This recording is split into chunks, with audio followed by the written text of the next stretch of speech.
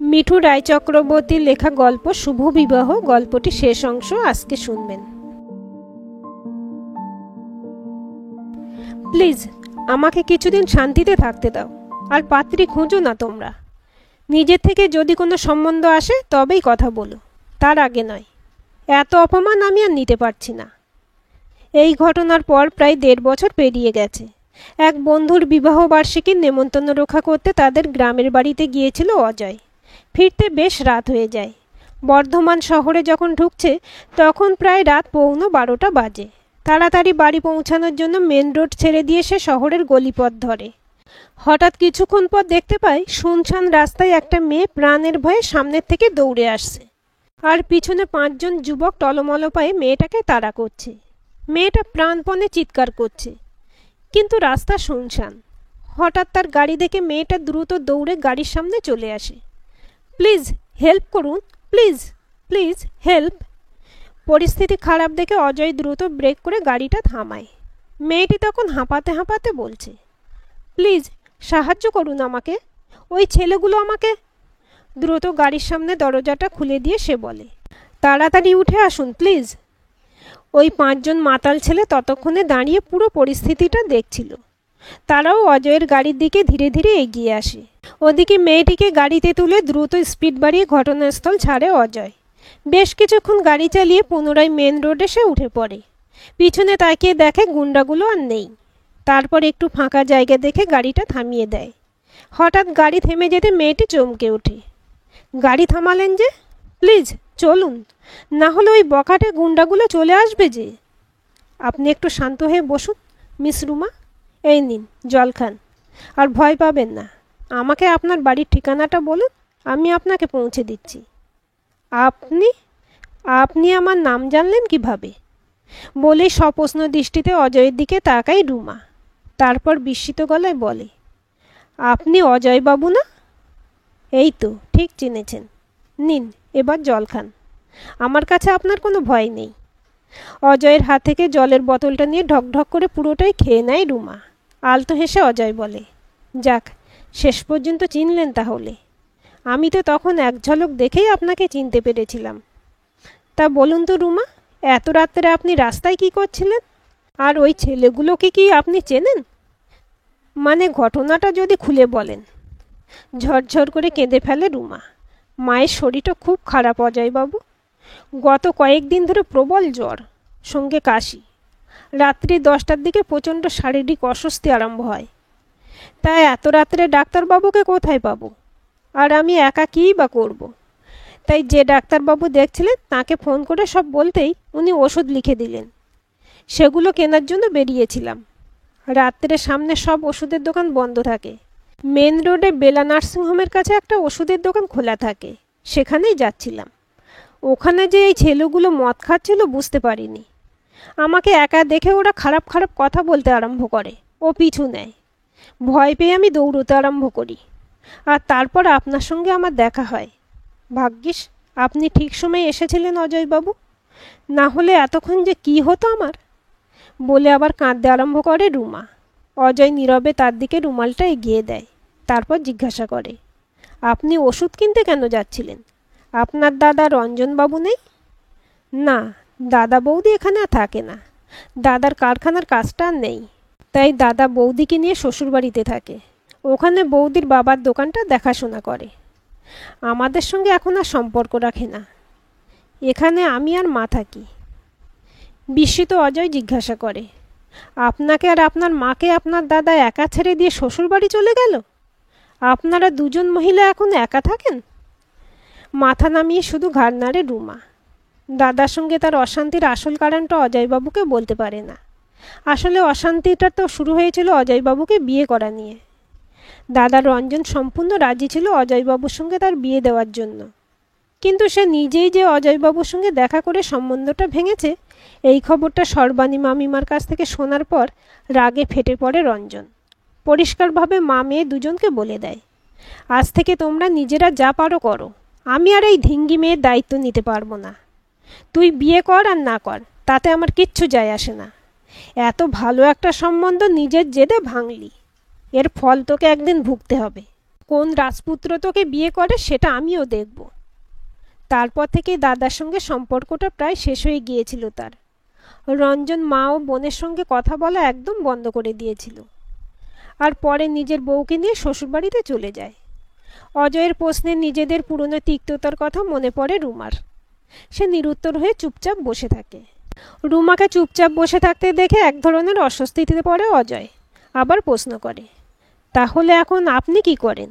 বছর দেড় আগে তো পড়াশোনা করতেন, এখনও পড়েন নাকি? 1.5 বছরে অনেক কিছু বদলে গেছে অজয়বাবু। বাংলায় অনার্সটা কোনো মতে কমপ্লিট করেছি, তারপর আর পড়া হয়নি। এখন সকাল সন্ধে বেশ কয়েকটা টিউশন করি, আর অবসরে মায়ের সেলাই মেশিনটা নিয়ে বসি।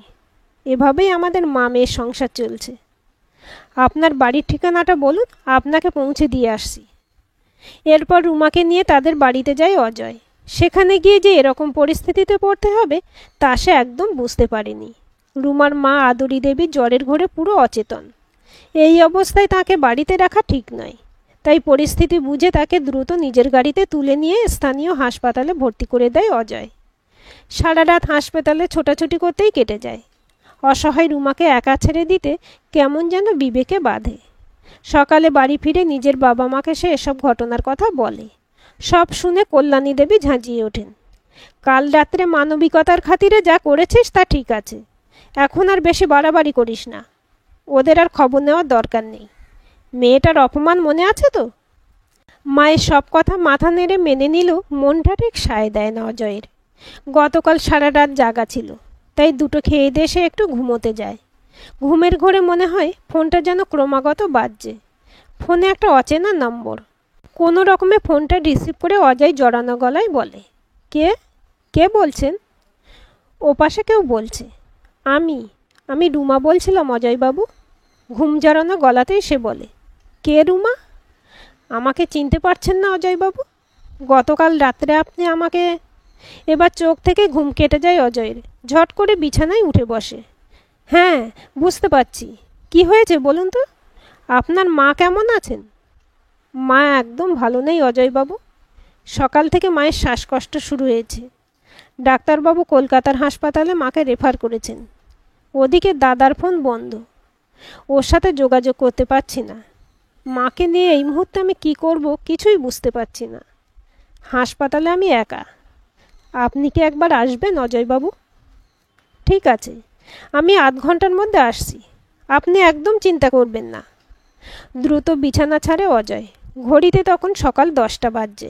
হাসপাতালে পৌঁছে দেখে রুমার মায়ের শারীরিক অবস্থা সত্যিই ভীষণ খারাপ।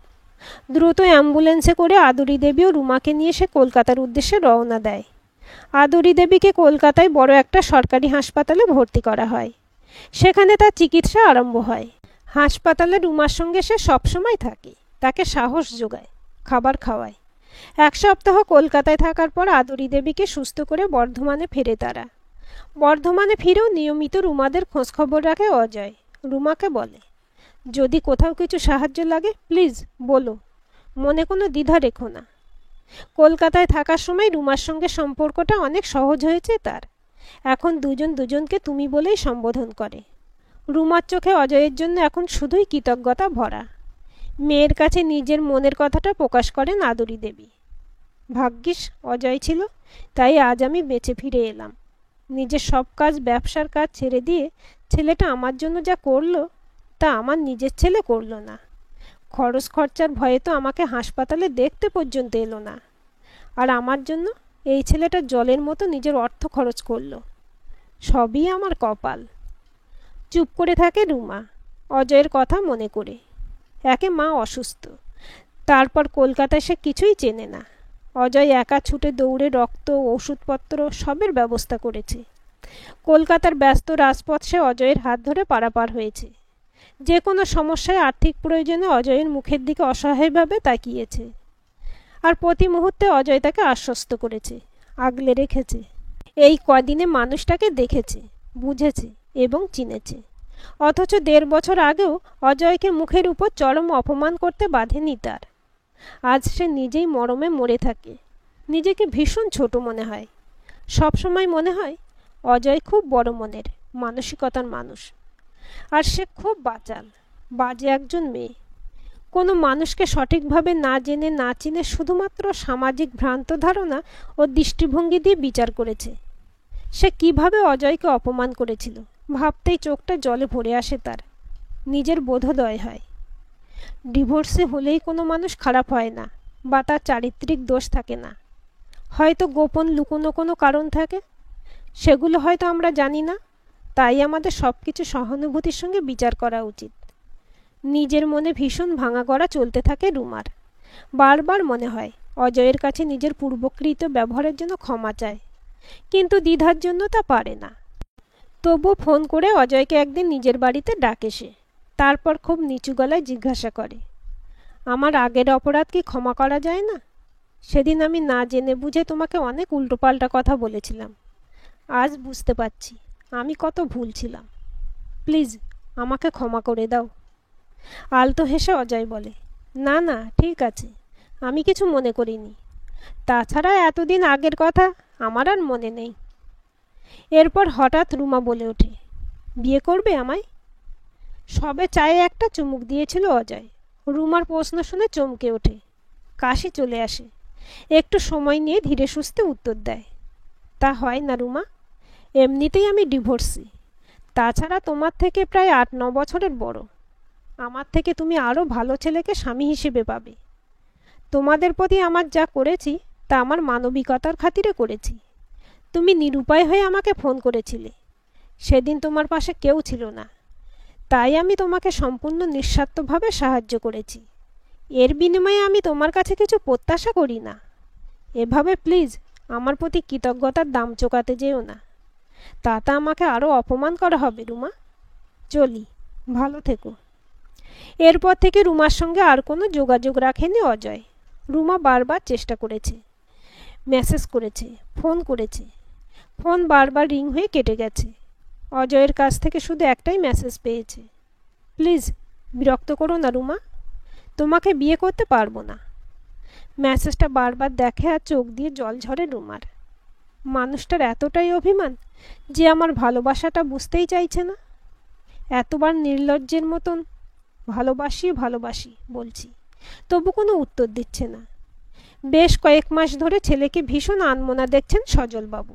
ছেলেটা যেন আরও গম্ভীর চুপচাপ হয়ে গেছে। সেদিন কল্যাণী দেবী বলতে গিয়েছিলেন, বাবাই তোর জন্য একটা সম্বন্ধ এসেছে, এই দেখ মেয়েটার ছবি। আর তাতেই অজয় রেগে গিয়ে ডাইনিং টেবিলের ফুলদানিটা আছড়ে ভেঙে ফেলে। কল্যাণী দেবী কিছুই বুঝতে পারেন না। এর বেশ কিছুদিন পর আদুরি দেবী ও রুমা তাদের বাড়িতে আসে। আদুরি দেবী কল্যাণী দেবীর হাত ধরে অনুরোধ করেন, দিদিভাই আমাদের ক্ষমা করে দিন, আর আমার মেয়েটাকে আপনার বাড়িতে আশ্রয় দিন। রুমা চুপচাপ একদিকে বসে আছে। আদুরি দেবী অজয় ও রুমার সব কথা এবং তার অসুস্থতার সময় অজয়ের অক্লান্ত পরিশ্রম ও সাহায্যের কথা বলেন। রুমা বলে, তখন না জেনে বুঝে ওনাকে অনেক অপমানসূচক কথা বলে ফেলেছিলাম, তাই এখন উনি আমায় ফিরিয়ে দিচ্ছেন। আমি কিন্তু ওনাকে মন থেকে ভালোবাসি মাসিমা। সজলবাবু কল্যাণী দেবী দুজনে দুজনের দিকে তাকিয়ে ইশারা করেন, বাবাই ওপরে আছে, তুমি ওখানে যাও। বাবাই বিয়েতে মত দিলে আমাদের কোনো আপত্তি নেই। অজয় তখন সবে নিজের ব্যালকনিতে বসে খবরের কাগজ পড়ছিল। ধীরে ধীরে রুমা গিয়ে তার পায়ের কাছে বসে পড়ে। রুমাকে দেখেই সে অবাক হয়ে যায়। ঝরঝর করে কেঁদে ফেলে রুমা, প্লিজ আমাকে ফিরিয়ে দিও না, আমি সত্যিই তোমাকে ভালোবাসি। পুরনো কথাগুলো ভুলে আমাকে কি তুমি আপন করে নিতে পারো না? আমি সত্যিই অনুতপ্ত অজয়, তুমি ফিরিয়ে দিলে আমি কোথায় যাব? রুমার কথাগুলো শুনে মনে একটা ভাঙা গড়া চলে অজয়ের। নিজের কাঠিন্যের আস্তরণ ভেঙে যায়। নরমভাবে বলে, ভেবেচিন্তে সিদ্ধান্ত নিচ্ছ তো রুমা? পরে পস্তাবে না? ডিভোর্সি লোকে বিয়ে করে ঠকে যাবে না তো? রুমা হঠাৎ অজয়ের হাত দুটো ধরে। একদম ভেবেচিন্তে সিদ্ধান্ত নিচ্ছি, সারা জীবন এভাবেই তোমার হাত ধরে থাকতে চাই। এরপর বেশ কিছুক্ষণ তাদের কথাবার্তা হয়। প্রায় 40 মিনিট পর অজয়ের সঙ্গে দোতলা থেকে নামে রুমা। ছেলের হাসি মুখ দেখে সজলবাবু বলেন, এবার আর বিয়েতে অমত নেই তো বাবাই? দিন তারিখ ঠিক করি। তোমরা যা ভালো বোঝো করো বাবা, আমার আপত্তি নেই। এই বলে সজলবাবু, আদুরি দেবী, কল্যাণী দেবী তিনজনকে প্রণাম করে অজয় ও রুমা। 1 মাস পর এক শুভ দিনে অজয়ের সঙ্গে রুমার শুভ বিবাহ সম্পন্ন হয়। আজকের গল্পটি আপনাদের কেমন লাগলো কমেন্ট করে জানাবেন। ভালো লাগলে লাইক, শেয়ার, সাবস্ক্রাইব করবেন এবং নতুন ভিডিও আপডেট পেতে বেল আইকনটি ক্লিক করে রাখতে ভুলবেন না।